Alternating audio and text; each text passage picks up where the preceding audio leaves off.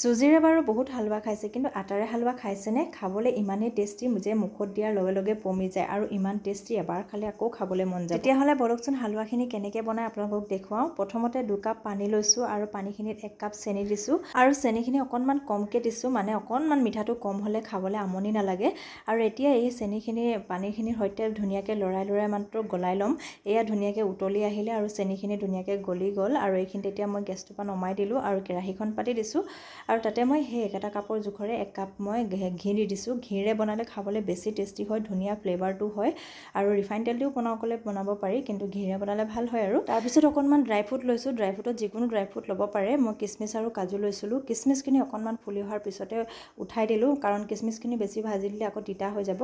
তাৰপিছতে সেই একেটা কাপৰ জোখৰে মই 1 কাপ আটা লৈছোঁ আৰু আটাখিনি দি এতিয়া ভালদৰে লৰাই থাকিম আৰু এনেদৰে লৰাই যেতিয়ালৈকে ধুনীয়াকৈ উতলি নাহে, মানে ফুলি নাহে, তেতিয়ালৈকে লৰাই থাকিম। আৰু আটাখিনি ভাজোতে অকণমান সময় লাগে, বাকী তেনেকৈ একো দেৰি নালাগে। আৰু এয়া দেখিছেনে ধুনীয়াকৈ ফুলি আহিছে। আটাখিনি যেতিয়ালৈকে ভাজি থাকিব আৰু যেতিয়া ধুনীয়া এটা ফ্লেভাৰ আহিব, তেতিয়া গম পাই যাব যে আটাখিনি ভাজি হৈ গৈছে আৰু কালাৰটো অকণমান ডাৰ্ক হৈ আহিব।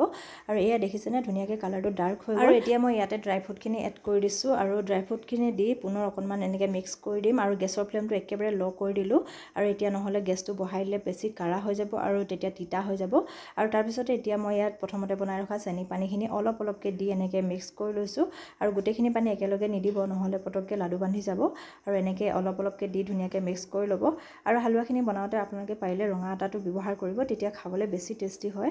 আৰু ইমান ধুনীয়া ফ্লেভাৰ আহিছে যে আপুনি মানে বনাওঁতেই গম পাব যে হালৱাখিনি ধুনীয়া হৈছে নে নাই, কাৰণ গোন্ধটো যদি ধুনীয়া ওলায় তেতিয়াহ'লে বস্তুটো ধুনীয়া হৈছে বুলি এনেও গম পোৱা যায়। তো এয়া হালৱাখিনি ৰেডি হৈ গ'ল। যেতিয়া হালৱাখিনি হৈ যাব, তেতিয়া এনেকৈ কেৰাহীখনৰ পৰা ছেপাৰেট হৈ আহিব, তেতিয়া গম পাব হালৱাখিনি ৰেডি হৈ গৈছে। আৰু অকণমান ঢিলা হৈ আছে, সেইকাৰণে অকণমান সময় ভাজি আছোঁ। বেছি 2-3 মিনিটমান সময় লাগিছে ভাজোতে। আৰু প্ৰথমতে ভাজোতে যি সময় লাগে, পানীখিনি দিয়াৰ পিছত আৰু বেছি দেৰি নালাগে।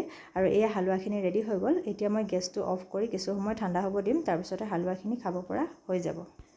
আৰু ঠাণ্ডা হৈ গ'ল আৰু মই বাতি এটাত এনেকৈ ভৰাই অকণমান দেখিবলৈ ভাল লাগিব বুলি এনেকৈ চেপ এটা দি দিলোঁ আৰু এয়া হালৱা ৰেডি হৈ গ'ল। আৰু গোন্ধটো ইমানেই ধুনীয়া ওলাইছে যে মই ৰ'ব নোৱাৰিলোঁ, অকণমান টেষ্ট কৰিছোঁ এয়া। আৰু ইমানেই টেষ্টি হৈছে যে মই ভালেখিনিয়ে খাই দিলোঁ। আৰু আজিলৈ ইমানে। আপোনালোকে বাৰু ৰেচিপিটো চাই কেনে পালে কমেণ্টত জনাবচোন। ভাল লাগিছে যদি ট্ৰাই কৰিব। আজিলৈ আহোঁ নতুন এটা ভিডিঅ'তে আকৌ লগ পাম। আজিলৈ বাই।